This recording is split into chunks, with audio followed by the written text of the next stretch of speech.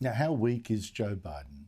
I mean, no American president in the past century has gone longer than 33 days before holding their first press conference. But Joe Biden has waited nearly double that. He won't hold his first press conference until Thursday, which is 64 days after taking office. Now, I reckon his team is actually protecting a 78-year-old man who seems at times even to forget who is actually the president.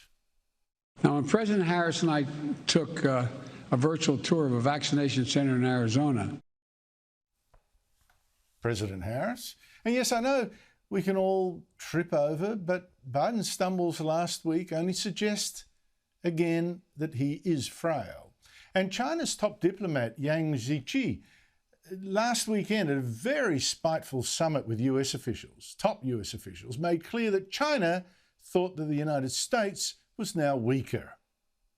你们没有资格在中国的面前说你们从实力的地位出发同中国谈话。 So let me say here that in front of the Chinese side, the United States does not have the qualification to say that it wants to speak to China from a position of strength. But the biggest question right now about Biden's weakness is about his handling of illegal immigrants. Just before becoming president, he appealed to the left by attacking President Donald Trump, and Donald Trump, bad man, attacking his tough controls on the Mexican border. And Biden all but invited illegal immigrants to come on over the border if he became president. They're there seeking asylum. First time ever we've told people they can't come to America. That ends. The cage is closed. All those people are seeking asylum. They deserve to be heard. That's who we are. We're a nation that says if you want to flee and you're fleeing oppression, you should come. And those who come seeking asylum, we should immediately have the capacity to absorb them. And illegal immigrants believed him, especially when Biden as president scrapped many of Trump's border policies. There are now more illegal immigrants crashing the Mexican border into the United States than in 20 years, and 15,000 unaccompanied children are now in detention. I was joined earlier by Sky News US correspondent Annalise Nielsen. Annalise Nielsen, thank you so much for joining me. Why has Joe Biden waited this long to have his first press conference?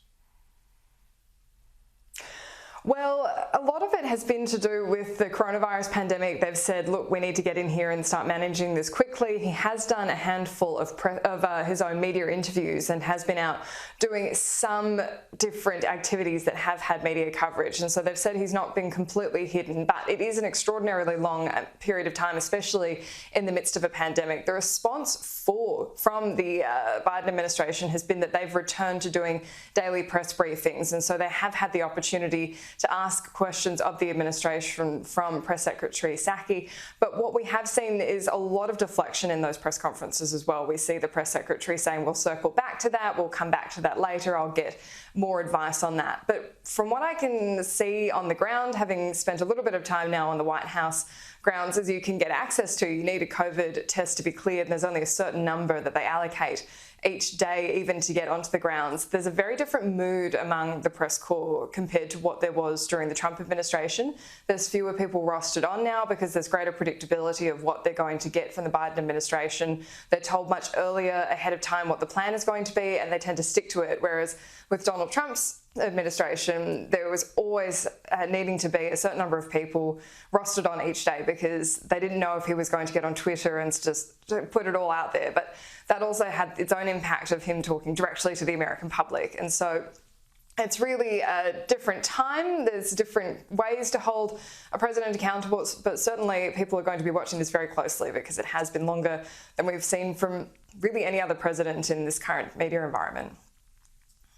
Yeah, I can't say that holding more regular press conferences did Donald Trump that many favours either, given that so many of them, particularly at the beginning, ended up as yelling contests with reporters, particularly the guy from CNN. Annalise, I guess one of the big issues that Biden will be questioned about on Thursday is the border crisis down the south. Even though the media has been very kind to him up to now, how big an issue is this for him?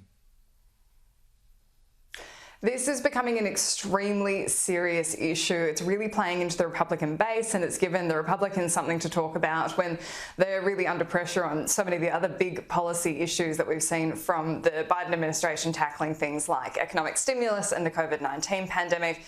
But what we are waiting for is for Joe Biden to come out with a strong plan for this, because these people are crossing the border, the signs aren't slowing down, and it's getting wall-to-wall media coverage. But Annalise, I think President Biden has had a plan for the border, except it's one that seems to have invited refugees or illegal immigrants, however you want to phrase them, to come storming across.